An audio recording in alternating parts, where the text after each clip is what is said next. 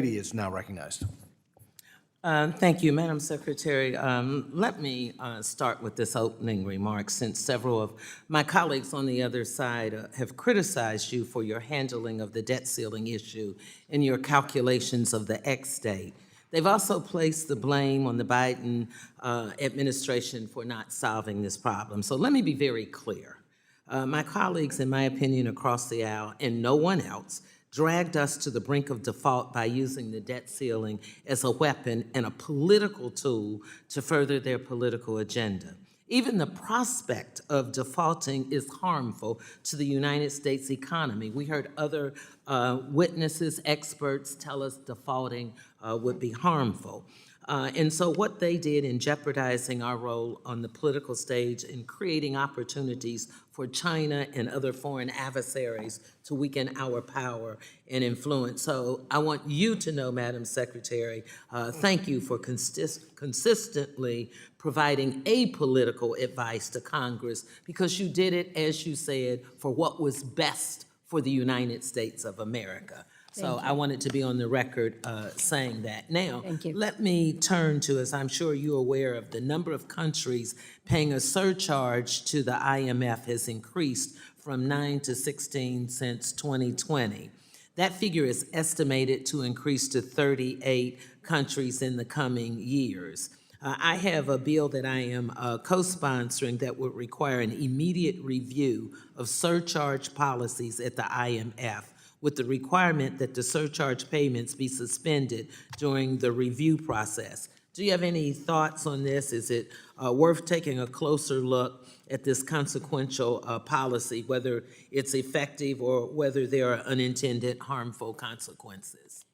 So I really have to say that we're supportive of the IMF's surcharge policy.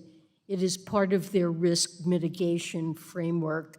And what surcharges do is provide incentives for borrowers with large outstanding balances to repay their loans promptly, and that's in keeping with the nature of IMF lending. For the poorest countries, there aren't surcharges that apply through the Poverty Reduction and Growth Trust window, and these surcharges allow the IMF to build precautionary balances which protect all the IMF members in case there's non-repayment. So I'm not in favor of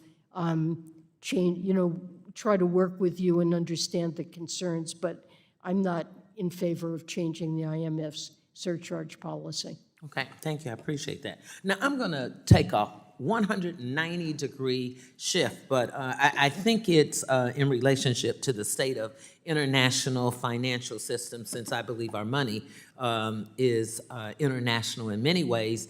And a couple weeks ago, we had some international dignitaries here from Canada. And one of the things that they were most proud of, they had a female on their $20 bill. And so you know where I'm going with this. In our last year's hearing, you indicated that you do everything within your power in a very bipartisan way. Over the last 3 congressional sessions, we've had people in your position look at what we were going to do with the 20. It came up that it was going to be Harriet Tubman. We were all in agreement with that. And so I have reintroduced my bill, Woman on the 20 Act of 2023. So here's what I'm asking. I understand all of the security and how we have to design the money, but could we not have a bill that simply puts in place the likeness of Harriet Tubman, just that part? Then you put it into the process that gets us to 2027, when I will not be here, and that we could get this moving. Comments? So I want to see Harriet Tubman very much on the $20 bill, and I've promised, and I'm doing everything I possibly can to expedite that process.